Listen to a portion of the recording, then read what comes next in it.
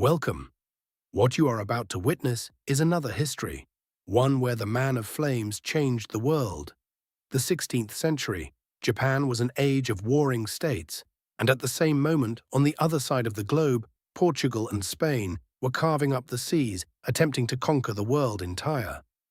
There was one night when two histories crossed, the 10th year of Tensho, the second day of the 6th month. Honnoji. What if those flames had never consumed Nobunaga? Not only Japan, but the very map of the world might have been redrawn. Chapter 1. Escape from the Night of Flames.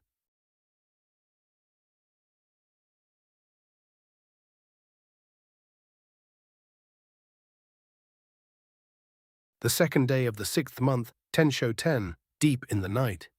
Flames crept along the corridors of Honnoji. "My lord, it is treachery." The voice of the page Mori Ranmaru sliced through the darkness. Nobunaga laughed. "It cannot be helped," he said, and yet his hands were already searching for the door of the hidden passage. On the night he had designed Azuchi Castle, Nobunaga had given the craftsman this order: "When the moment comes, I will return alive. Build me that road." As the flames roared upward, Nobunaga's shadow dissolved into the dark.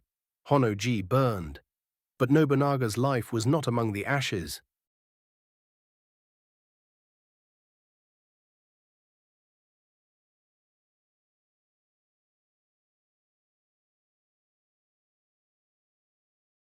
A secret messenger from the surviving Nobunaga flew to Hideyoshi in Bitchu.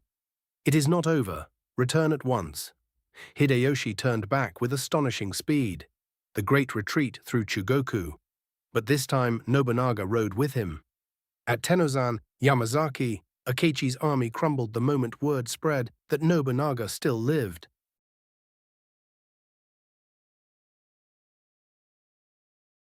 Tensho 13, 1585. Nobunaga brought the last of the great lords to submission and unified the realm as one. In the great hall of Azuchi Castle, from this day forward, the banner of Tenkafubu turns outward, beyond this island. At those words, the assembled lords fell into silence. Nobunaga gazed at the sea beyond the window. There lay his next field of battle. The year after unification, Nobunaga issued his command: "Seize the seas. The Tenkafubu of the land is finished. The sea is next." Admiral Kuki Yoshitaka moved.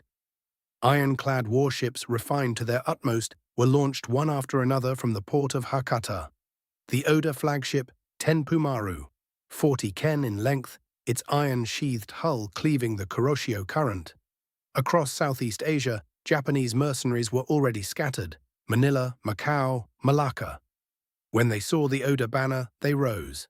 Tensho 15, 1587.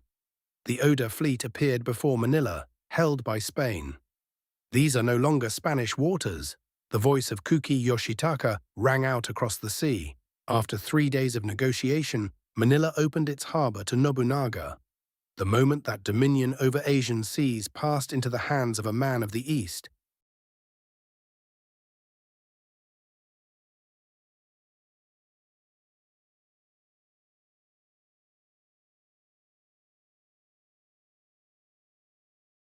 In Tensho 10, the Jesuit visitor Valignano made a proposal to Nobunaga: "Send an embassy to Rome. Let the name of Japan resound throughout Europe." Nobunaga replied, "An embassy? I will go myself." Nobunaga crossing to Europe. In the world of that age, an event without precedent.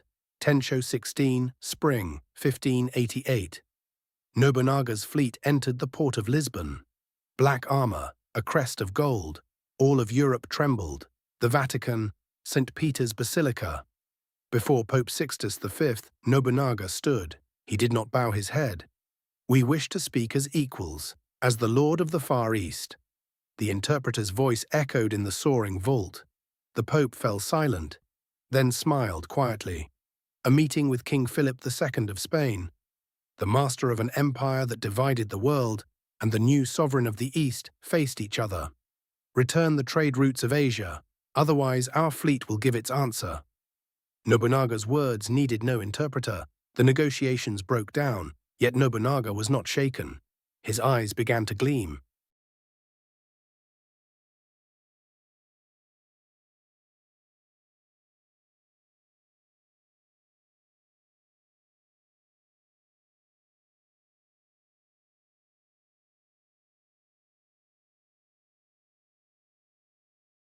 While traveling through Europe, Nobunaga received a letter. Its sender, Elizabeth I, Queen of England. Will you join me in striking down Spain, Lord of the East? At those words, Nobunaga laughed aloud for the first time. Tensho 16, summer, 1588. The Spanish Armada, 130 ships, sailed north toward England. But behind them moved an unexpected shadow, 20 Oda iron warships, rising from the south through black smoke. Kuki Yoshitaka commanded, "Forward, do not flinch, this is Tenkafubu." The English Channel became a sea of fire and iron. The great galleons of Spain erupted in flames, one after another. The English fleet and the Oda fleet, two forces shattered the greatest armada the world had ever known. Queen Elizabeth asked Nobunaga, "Are you truly real, or a spirit of fire sent by God?" Nobunaga answered, "I am human, and that is why I am more interesting than God."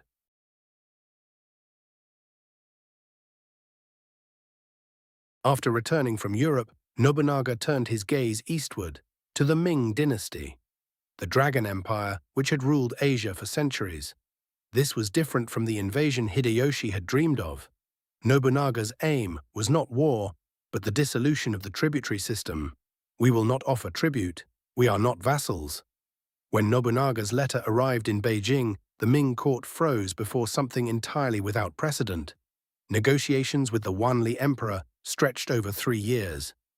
Throughout, Nobunaga's fleet lay anchored in the East China Sea. Tensho 20, 1592. For the first time in history, the Ming dynasty concluded a treaty of equals with Japan. Japan had stepped outside the tributary system. The order of Asia changed from its very foundations.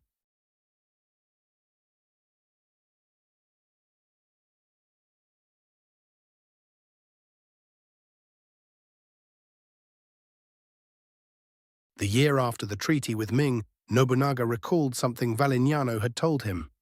Beyond the Eastern Sea lies an immense new continent. Spain has already conquered it. Nobunaga spread open the sea charts. Spain's flag flies there too. The answer was yes. Then I will go. In that sea as well, I will plant the banner of Tenkafubu. Tensho 22, 1594. Nobunaga's expedition fleet set sail across the Pacific. 90 days at sea, through storms, through windless waters. The crew prayed. Beyond the horizon, land appeared. Nobunaga stood on the deck and gazed upon that continent in silence. "There are people here too. I have not come to conquer. I have come to meet." On the shores of the New World, a banner bearing the golden Oda crest was raised.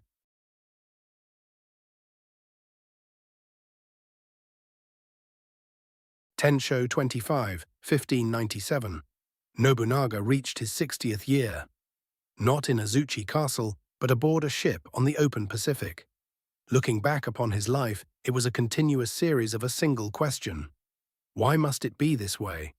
Feudalism, the authority of Buddhism, the formality of the imperial court, the dominance of Spain, the tributary system of Ming. To every one of these, Nobunaga had continued to ask, why? Tenkafubu, to pacify the realm through force of arms. Yet this was never a story of violence alone.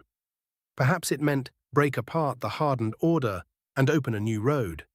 For those who would follow in Nobunaga's wake, how far could they walk that road? That was his final question. If that night Nobunaga had not vanished from within the flames, what form might the world have taken? That question remains even now without an answer. Yet the act of asking itself may be to carry forward the spirit of Nobunaga. Thank you for watching. May you sail once more on history's ocean. This sea has not yet shown us its end.